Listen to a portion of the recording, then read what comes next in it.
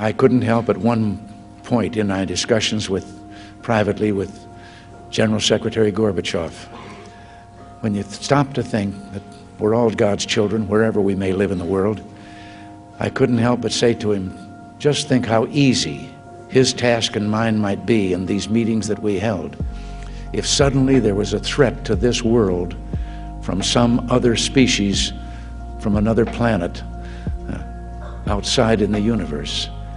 We'd forget all the little local differences that we have between our countries, and we would find out once and for all that we really are all human beings here on this earth together. Well, I don't suppose we can wait for some alien race to come down and threaten us, but I think that between us we can bring about that real obsession with antagonisms of the moment. We often forget how much unites all the members of humanity. Perhaps we need some outside universal threat to make us recognize this common bound.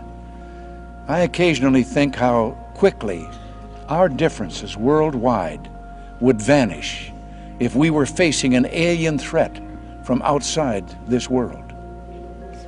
And yet I ask you, is not an alien force already among us? What could be more alien to the universal aspirations of our peoples than war and the threat of war? I think maybe I'd answer it this way. I keep, in my frustration sometimes, you know, actually, if you count some of the things going on in smaller countries and all, there have been about 114 wars since World War II. But I've often wondered, what if all of us in the world discovered that we were threatened by a power from outer space, from another planet? Wouldn't we all of a sudden find that we didn't have any differences between us at all?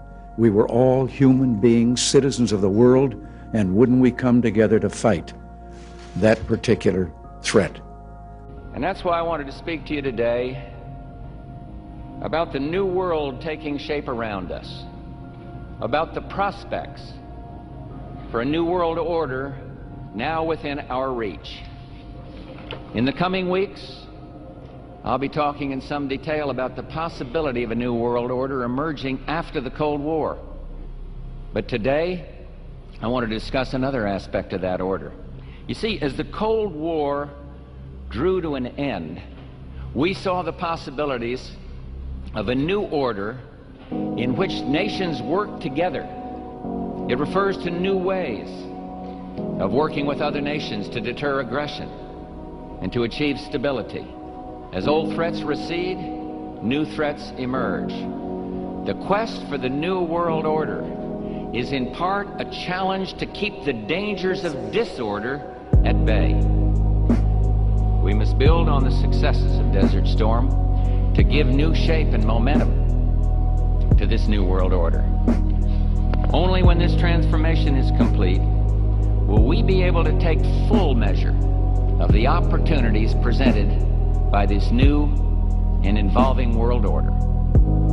The new world order really is a tool for addressing a new world of possibilities.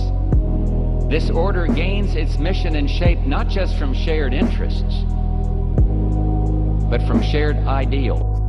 And when they did that, they, as I've told you before, because I love it so much, they also created the Great Seal of the United States.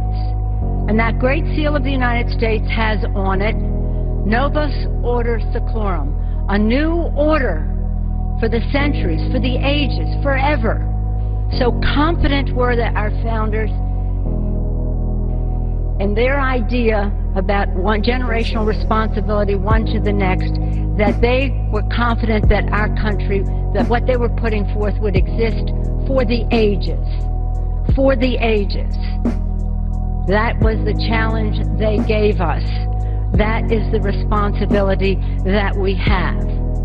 And for a couple of 100 years or more, that has always been the case. We're here today because we believe that, and we believe that the public policy that we put forth, The legislation we put forth should result in public policy that makes the future better. We have before us the opportunity to forge for ourselves and for future generations a new world order, a world where the rule of law, not the law of the jungle, governs the conduct of nations.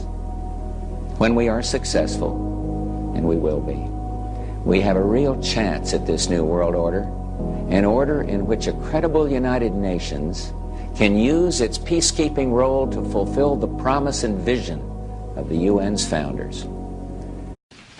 Certain that we stand at a defining hour. Halfway around the world, we are engaged in a great struggle in the skies and on the seas and sands. We know why we're there. We are Americans, part of something larger than ourselves. For 2 centuries, we've done the hard work of freedom, and tonight we lead the world in facing down a threat to decency and humanity. What is at stake is more than one small country. It is a big idea, a new world order, where diverse nations are drawn together in common cause to achieve the universal aspirations of mankind: peace and security, freedom, and the rule of law. Such is a world worthy of our struggle and worthy of our children's future.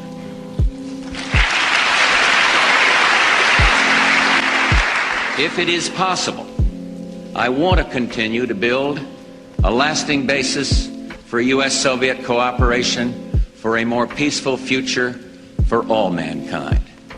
The triumph of democratic ideas in Eastern Europe and Latin America, and the continuing struggle for freedom elsewhere, all around the world, all confirm the wisdom of our nation's founders.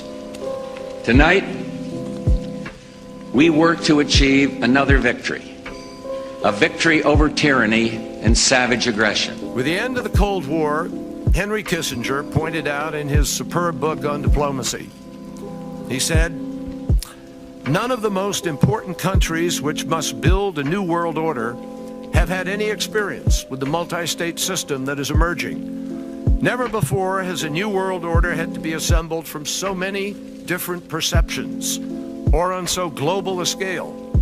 Nor has any previous order had to combine the attributes of the historic balance of power system with global democratic opinion and the exploding technology of the contemporary period." That was written in 1994, and it may be even more relevant today. A new partnership of nations has begun, and we stand today at a unique and extraordinary moment. The crisis in the Persian Gulf, as grave as it is, also offers a rare opportunity to move toward an historic period of cooperation. Out of these troubled times, our fifth objective, a new world order, can emerge, a new era, freer from the threat of terror, stronger in the pursuit of justice, and more secure in the quest for peace. An era in which the nations of the world, East and West, North and South, can prosper and live in harmony. 100 generations have searched for this elusive path to peace, while 1,000 wars raged across the span of human endeavor. And today that new world is struggling to be born. A world quite different from the one we've known. A world where the rule of law supplants the rule of the jungle. A world in which nations recognize the shared responsibility for freedom and justice. A world where the strong respect the rights of the weak. This is the vision that I shared with President Gorbachev in Helsinki. He and other leaders from Europe, the Gulf, and around the world understand that how we manage this crisis today could shape the future for generations to come. The test we face is great, and so are the stakes. This is the first assault on the new world that we seek, the first test of our mettle. Had we not responded to this first provocation with clarity of purpose, if we do not continue to demonstrate our determination, it would be a signal to actual and potential despots around the world. America and the world must defend common vital interest, and we will.